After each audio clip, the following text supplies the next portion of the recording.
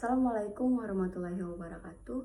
Perkenalkan, nama saya Septi Melisa, NPM B1A020300. Di sini saya akan menjelaskan terkait materi pertemuan kuliah yang ketiga. Bagian yang saya bahas yaitu perkembangan hukum lingkungan internasional dan relevansinya dengan pembentukan beberapa mata kuliah baru. Setiap negara adalah berdaulat untuk mengatur persoalan dalam negerinya, termasuk mengatur pengelolaan kekayaan sumber daya alamnya. Pengakuan bahwa setiap negara mempunyai kedaulatan penuh terhadap sumber daya alamnya adalah berdasarkan hukum internasional yang terdapat dalam sumber hukum internasionalnya. Sumber hukum internasional itu diatur oleh pasal 38 Statuta Mahkamah Internasional. Pasal 38 Statuta Mahkamah Internasional menjelaskan bahwa sumber hukum internasional mengacu kepada perjanjian internasional, kebiasaan internasional, prinsip-prinsip hukum umum, keputusan pengadilan, dan ajaran sarjana terkemuka dan berbagai bangsa. Dalam berbagai sumber hukum internasional telah diatur bahwa setiap negara mempunyai kedaulatan dan yurisdiksi atas persoalan dalam negerinya dan sumber daya alamnya.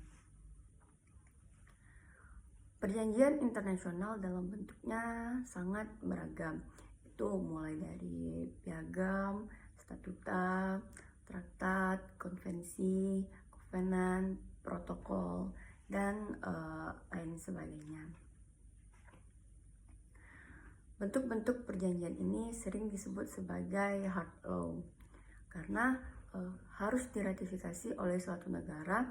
Bila negara tersebut ingin terikat oleh perjanjian-perjanjian itu atau perjanjian internasional baru akan mengikat suatu negara apabila sudah diratifikasinya.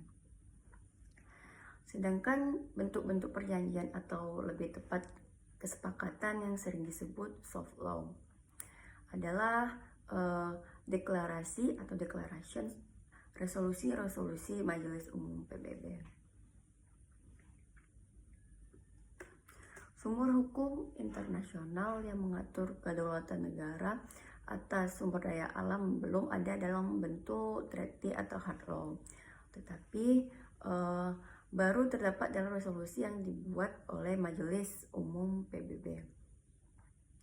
Seperti resolusi Majelis Umum PBB yang mengatur kedaulatan negara atas sumber daya alam, itu seperti resolusi nomor 1803 tanggal 14 Desember tahun 1962 tentang permanent sovereignty over natural resource.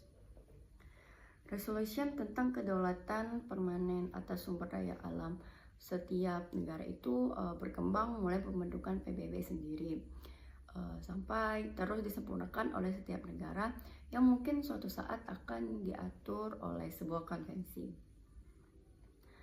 Resolusi Majelis Umum PBB ini memang tidak mengikat, memang tidak mengikat secara hukum, tetapi lebih mempunyai kekuatan moral. Resolusi Majelis Umum PBB berbeda dengan resolusi yang dikeluarkan oleh Dewan Keamanan PBB, yang suatu resolusi Majelis Umum PBB itu telah dipraktikkan oleh setiap negara dan memenuhi suruhan kaidah serta kepentingan umum. Maka resolusi tersebut akan dilaksanakan dan ditaati oleh setiap negara. Resolusi Majelis Umum PBB tanggal 10 Desember 1948 tentang deklarasi umum hak asasi manusia yang sekarang menjadi kekuatan bagi negara untuk melaksanakan ketentuan deklarasi tersebut ke dalam hukum nasionalnya. Seperti Indonesia sudah mempunyai Undang-Undang Nomor 39 Tahun 1999 tentang hak asasi manusia. Kebiasaan internasional sebagai contoh lain yang dapat dijadikan sebagai sumber hukum internasional karena diterima sebagai norma hukum sebagaimana pendapat hakim Mahkamah Internasional seperti dalam kasus-kasus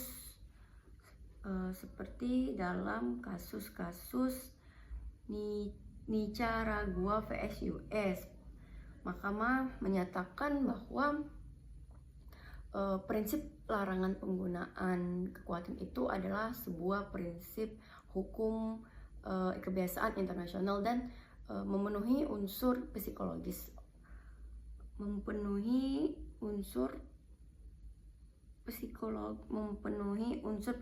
opinion juris safe necessitatis. Karena itu Amerika Serikat melanggar kewajiban berdasarkan hukum kebiasaan internasional untuk tidak menggunakan kekuatan kepada negara lain.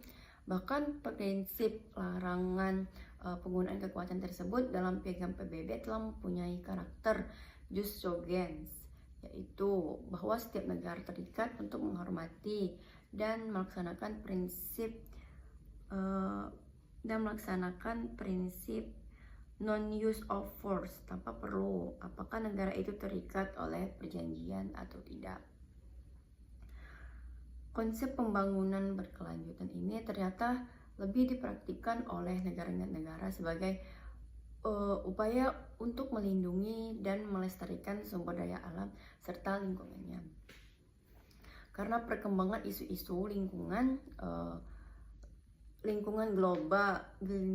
global tentang pembangunan berkelanjutan tersebut menjadi isu sentral dalam konferensi-konferensi internasional yang digagas oleh PBB, yaitu dengan adanya KTT Bumi.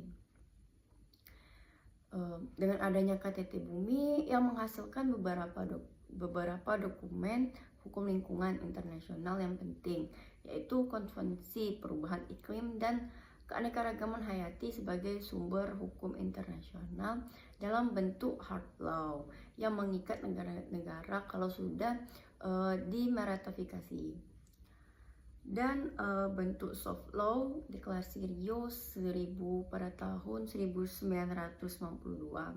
tentang lingkungan dan pembangunan yang isinya antara lain menegaskan dan menyempurnakan Deklarasi Stockholm 1972, termasuk memperkuat konsep pembangunan berkelanjutan. Konsep pembangunan berkelanjutan ternyata telah dipraktikkan negara-negara tersebut sekarang menjadi bentuk hukum kebiasaan internasional. Karena Hakim Mahkamah Internasional memberikan pendapat terpisah dalam kasus Chikopo Nagimaros Project. Pada tanggal 25 September 1997, Hakim Mahkamah Internasional menyatakan bahwa prinsip pembangunan berkelanjutan bukan hanya konsep hukum semata, tetapi ia diakui sebagai prinsip hukum kebiasaan internasional kontemporer. Artinya, prinsip pembangunan berkelanjutan mengikat setiap negara untuk dilaksanakan tanpa melihat apakah negara tersebut sebagai negara peserta atau tidak terhadap sebuah perjanjian internasional. Resolusi MU PBB tahun 1962 itu menurut Philip Sands disebut sebagai landmark resolution yang disetujui oleh masyarakat internasional melalui MU PBB. Karena resolusi tersebut telah menegaskan hak rakyat dan bangsa terhadap kedaulatan tetap atas kekayaan alamnya dan harus dilaksanakan untuk kepentingan pembangunan nasionalnya serta kesejahteraan rakyat negara tersebut.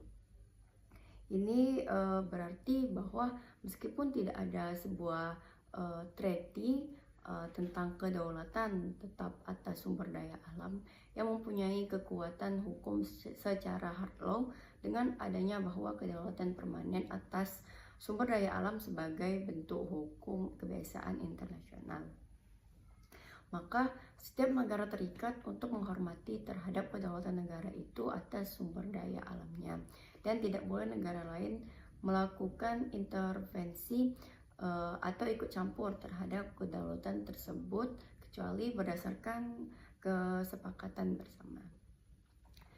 Demikianlah yang dapat saya sampaikan. Apabila salah kata saya mohon maaf. Terima kasih. Wassalamualaikum warahmatullahi wabarakatuh.